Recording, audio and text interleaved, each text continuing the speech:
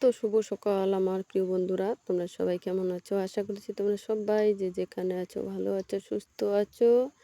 তো আমরাও ভালো আছি। তো বন্ধুরা দেখো, আজকেও আমি প্রতিদিনের মতো করে বাইরেটা ঝাড় দিচ্ছি। প্রতিদিন তো বাইরেটা ঝাড় দেওয়া তোমাদের সঙ্গে শেয়ার করি না। তো উঠানটা ঝাড় দেওয়া হয়ে গেছে, আমার বাইরেটা এখন ঝাড় দেওয়ার জন্য শেয়ার করছি তোমাদের সাথে। তো দেখো বন্ধুরা, আমার ঝাড় দেওয়া হয়ে গেছে। এখন আমি এই যে বাসন মাজার জন্য কলের পাড়ে চলে আসছি। তো এখন তো দেখো বন্ধুরা, সকাল সকাল কিন্তু ঠান্ডা লাগে, রাত্রেও ঠান্ডা লাগে। আর দিনের বেলা পরে যে এমন রৌদ্র ওঠে না, রৌদ্রের জন্য থাকা যায় না, এমন রৌদ্র, মানে চড়া দিন আসেই গেছে। তারপর বন্ধুরা দেখো, আমি কাজটা ছেড়ে ছান টান করে নিয়েছি, নিয়ে আমি চলে আসছি পালং শাক তুলতে। তো এই যে দেখো, পালং শাক তুলে নিলাম আমি। পালং শাকের তরকারি বানাবো।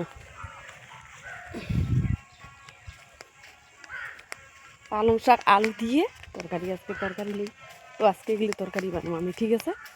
তো এখন আর ইসে করবো না, আমি রান্না বান্না করবো, তারপরে তোমাদের সঙ্গে শেয়ার করবো, ঠিক আছে?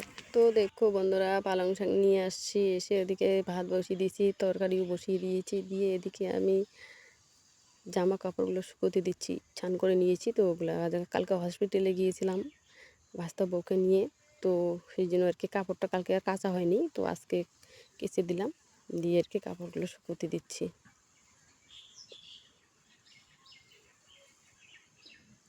তো বন্ধুরা দেখো, এই যে পালং শাকের তরকারি বানাইছি আমি আজকে।